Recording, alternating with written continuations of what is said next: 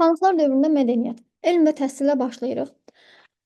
Bu dövrdə qərb ölkələrində elm və texnika inkişaf eləmişdi, amma Azərbaycan şərqdə olduğu kimi geridə qalmışdı və bütün sahələrdə ənənəvi üsullardan, avadanlıqlardan istifadə olunurdu ki, bunu kənd təsərrüfatında, pambıqçılığın istifadəsində də qeyd etmişdik. Keçən əsrlərdə olduğu kimi, yəni bir əsrlər keçib, amma hələ də təlim, təhsil məsələlərində dəyişiklik yoxdur. Hələ də təhsilə din xadimləri rəhbərlik edirlər. Tələbələr yenə də məscidlərdə təhsil alırlar və yaxud da şəxsi evlərdə təşkil edilən məktəb və mədrəsələrdə təhsil alırdılar.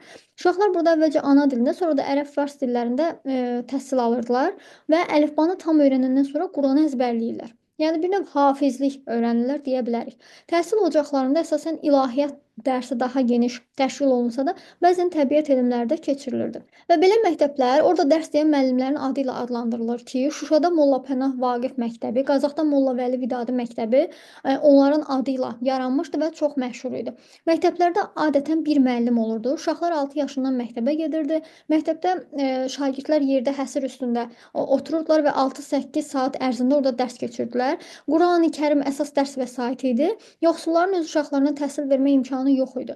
Ona görə də kiçik yaşlarından öz uşaqlarına öz peşələrini öyrədirdilər. Yəni təhsil almırdı yoxsulların uşaqları. Yəni daha çox kəndlərə aiddir bu. Varlı insanlar övladlarına isə öz evlərində dərs demək üçün müəllim tuturdular. Burada təbii ki, feodalların övladları aiddir. Feodallar xanlar, bəylər, mahal naibləri, yəni idarəçilikdə olanlar.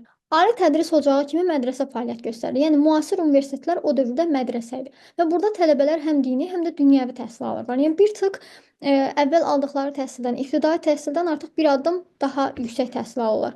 Mədrəsə binasında dərs otağı və tələbələrin yaşamaqları üçün otaqlar var idi.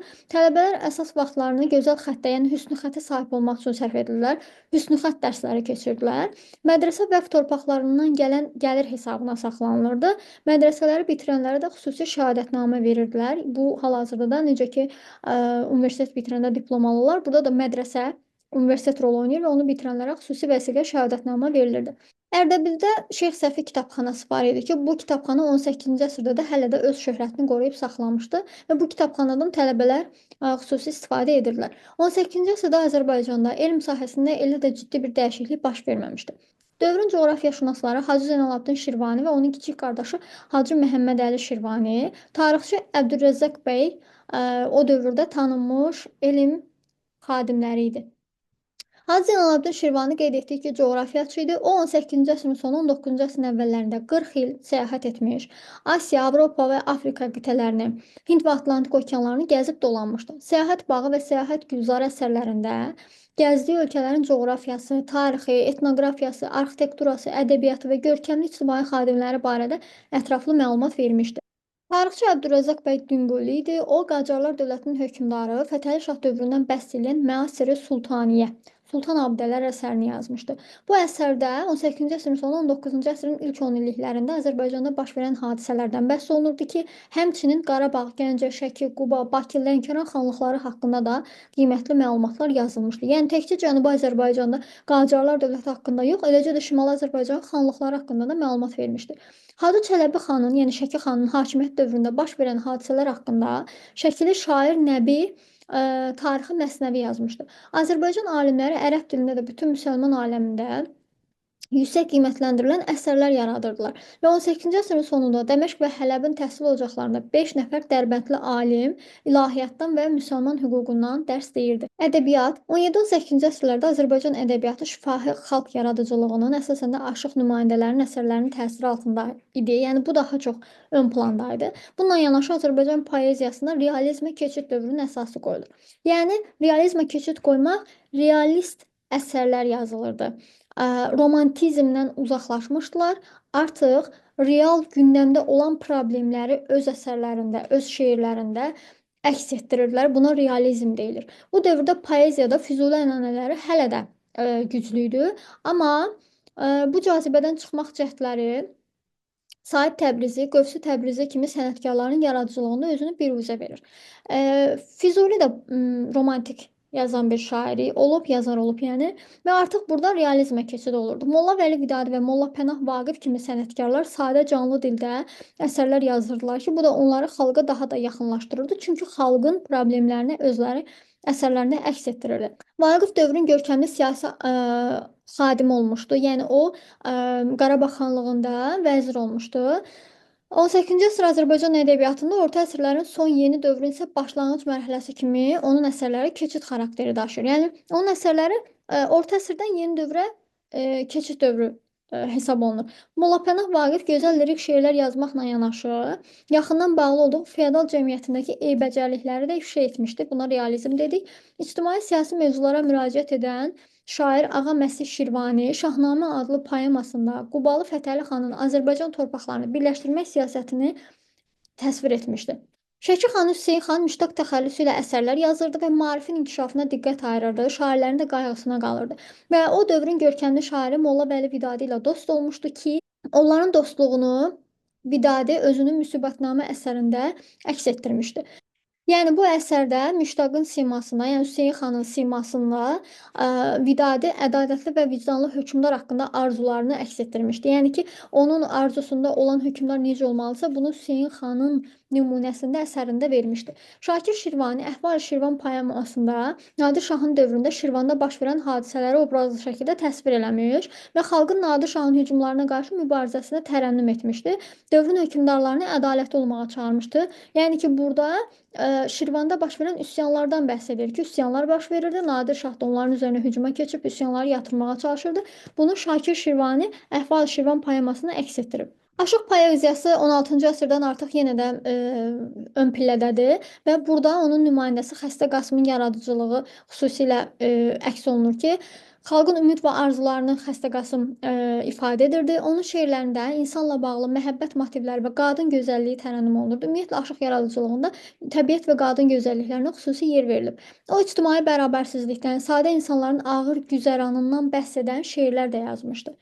Yəni realizmi bu da əks etdirmişdi. 18-ci əsrdə memarlıqda saray komplekslərinin yaradılması, şəhər ətrafında müdafiə sistemlərinin inşası, ibadət yerləri, məscidlərin tikilməsi 18-ci əsr xanlıqlar dövründə çox böyük vüsət almışdı. Bu dövrün memarlıq abidələrinə Şahbulaq qalası, Şuşa qalası, Şuşadakı Pənahəli xan məscidi, Pənahəli xanın kitabxanasını misal göstərmək olar.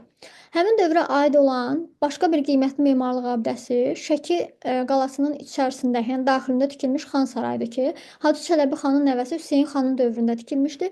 1763-cü ildə inşa olunur və bu saray oymalarla işlənmiş şəbəkə üsulu ilə bəzədilmişdi ki, şəbəkə üsulu demişdik ki, rəngli şüşələr və taxta əsasında hazırlanırdı.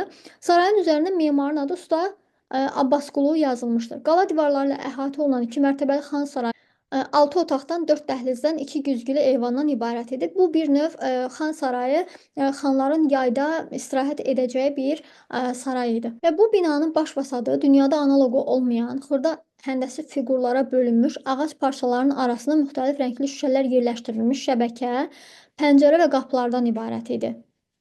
Şəbəkələrin hər bir kvadrat metrində orta hesabla 5000, mürəkkəb yerlərində 14000 ağac və şüşə şəbəkədən istifadə olunmuşdu. Yapışqandan istifadə olunmayıb. Binada mismar və yapışqandan istifadə edilməmiş və ağac və şüşə parçaları bir-birinə keçirilməmişdi. 18-ci əsrdə Bakıda İçəri şəhər qala divarları daxilində Şamaxı darvazası yaxınlığında əzəmətli saray kompleksi inşa olunmuşdu. 1764-cü ildə İrəvan şəhərində Göy məscid, eyni zamanda Sərdar sarayı İrəvan xanı Hüseynalı xan Qacar tərəfindən inşa olunur. Onun oğlu Məmməd Hüseyn xan isə 1791-ci ildə saraya güzgülü salon və yay imarətini də əlavə olaraq inşa etdirir. Qədim tarixə malik olan Azərbaycan xalçaçılığının inkişafı haqqında Herodot, Klavde Elyan, Xenofont və başqa qədim dünya tarixçiləri məlumat vermişdilər. 18-ci əsrin ikinci yarısında xanlıqlar dövründə xalça istehsalı genişlənir və hər xanlığın özünün xalçaçılıq karxanası olur və bu da müxtəlif məktəblərin, xalçaçılıq məktəblərinin yaranmasına zəmin yaradır. 18-ci əsrdə Qarabağ xalçaçılıq məktəbləri Şuşada cəmləşmişdi. Bu əsrdə Şuşada klassik çeşnili xalçalarla yanaşı Rusiyadan və Avropadan gətirilmiş məcməyi, ətirli sabunçit və digər müxtəlif məişət əşyalarının üzərindən götürülmüş naxışlardan yeni xalça kompozisiyaları, yəni bağçada güllər, saxsıda gül, bulud və s. kimi kompozisiyalar toxunurdu.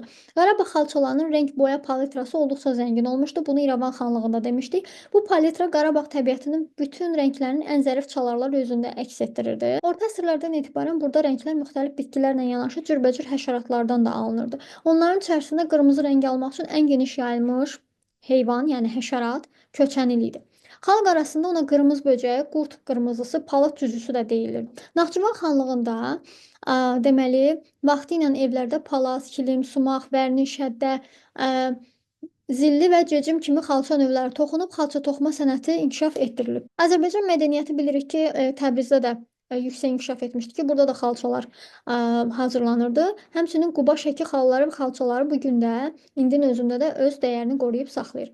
Mədəniyyətin digər sahələri olan rəssamlıq və musiqi də bu dövrdə inkişaf eləyir. Xanəndəlik sənəti ilə yanaşı aşıq sənəti də inkişaf eləyir. Rəssamlıqda divarüstü boyakarlıq öz inkişafının ən yüksək zirvəsinə çatır. Buna misal olaraq Şəki xan sarayının divarüstü rəsmlərini göstərmək olar. Şəki xan sarayına getsəz əgər orada görərsiniz ki, divarların üzərində pələng və digər müxtəlif əllə çəkilmiş rəsmlər var. 18-ci əsr memarlıq abidələri Şəki xan sarayı 1763-cü ildə usta Abbasqulu tərəfindən inşa olunub.